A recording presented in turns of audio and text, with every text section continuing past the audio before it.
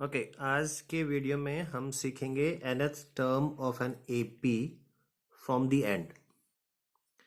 हमने अपने previous videos में देखा था कि अगर आपके पास में एक अर्थमेटिक प्रोग्रेशन सीरीज दी गई है A plus D A plus 2d and so on, जहाँ पे फर्स्ट टर्म ए है और कॉमन डिफरेंस डी है, तो इसका जब हम nth टर्म निकालते थे उसकी वैल्यू होती थी a plus n minus 1 into D.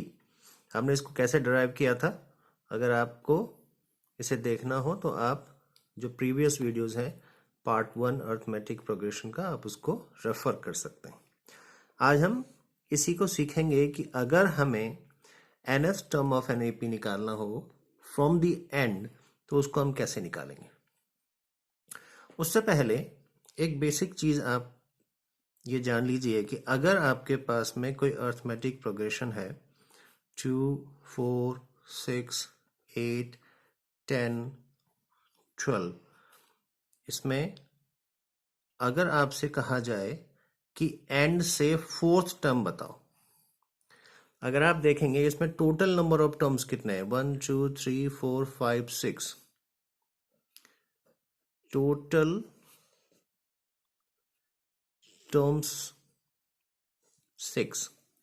आपसे क्या है एंड से फोर्थ टर्म, एंड से फोर्थ टर्म आपको निकालना है। जो आपको टर्म्स निकालना है फोर्थ, तो एंड से फोर्थ टर्म इस सीरीज में कौन सा होगा? अगर आपके पास में अर्थमेटिक प्रोग्रेशन सीरीज छोटी है तो आप कैलकुलेट कर सकते हैं कि एंड से अगर मैं फोर्थ देखूं 1, 2, 3, 4 ये नंबर होगा। लेकिन अगर हम इसको ये कहें कि एंड से जो फोर्थ टर्म है वो बिगनिंग से कौन सा टर्म होगा, अगर हम स्टार्ट से देखें जहां से हमारी ये अर्थमेटिक प्रोग्रेशन सीरीज शुरू हो रही है, तो वहां से ये टर्म्स कौन सा है? थर्ड टर्म से। अगर हमें ये टर्म्स निकालना है तो हम कहेंगे बिगिनिंग में, अगर हम देखें तो बिगिनिंग से इस टर्म्स को निकालने के लिए जो आपके टोटल टर्म्स हैं 6, उसमें से जो आपको एंड टर्म्स निकालना है 4, उसको माइनस करेंगे और उसमें प्लस 1 ऐड कर देंगे। यानी कि आप अगर देखें तो इसकी वैल्यू आ जाएगी थर्ड, यानी कि बिगिनिंग से जो थर्ड टर्म है वो एंड से फोर्थ टर्म है। इसका यूज हम करेंगे जब हम अर्थमेटिक प्रोग्रेशन के लिए एंड से nth टर्म की वैल्यू को डिराइव करेंगे। इसको आप एक बार दोबारा से समझ सकते हैं।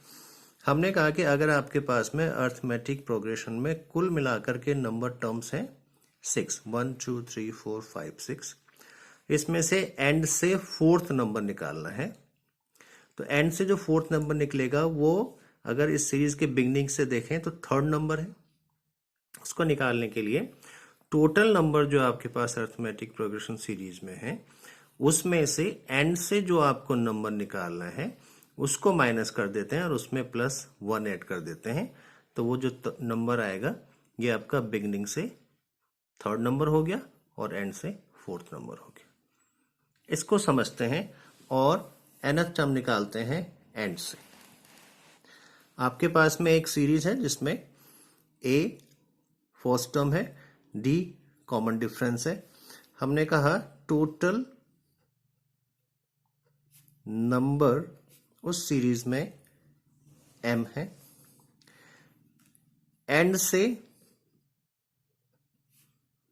nth नंबर आपको निकालना है, तो वो नंबर बिगनिंग से कितना हो जाएगा?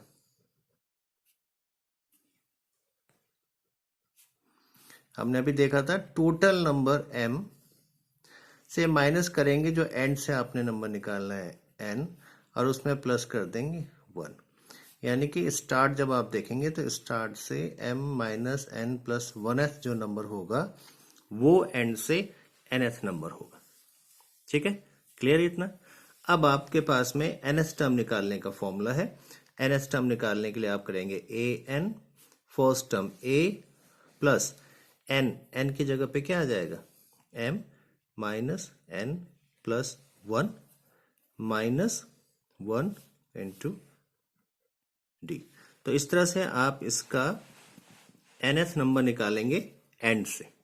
इसको आप कैलकुलेट कर सकते हैं, a प्लस 1 कैंसिल हो जाएगा, m minus n into D, ये आपका nth टर्म है।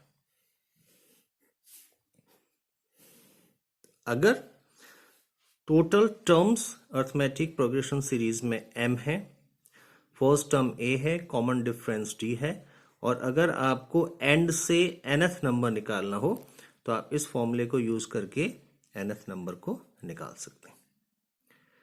इसी में एक और दूसरा तरीका भी है।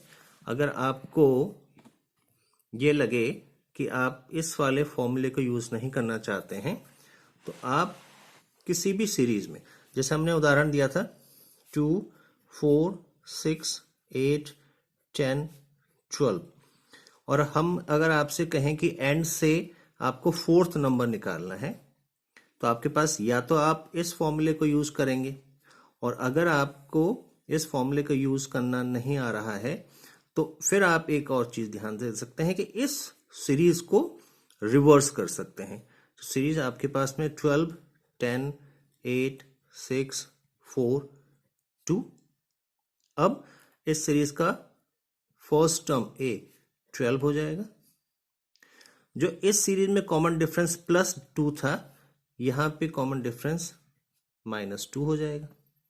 और यहां से अब आप जो पहला फॉर्मूला था an equal to a plus n minus 1 into D, इसका यूज करके इसका एंड से nth टर्म निकाल सकते हैं। यानी कि अब वो इस सीरीज में एंड से जो फोर्थ टर्म था वो इस सीरीज में फर्स्ट से फोर्थ टर्म हो जाएगा। ठीक है, रिवर्स करा आपने ऑर्डर तो डी की वैल्यू इस इक्वेशन में डी की वैल्यू +2 थी, लेकिन रिवर्स करा तो डी की वैल्यू -2 हो जाएगी।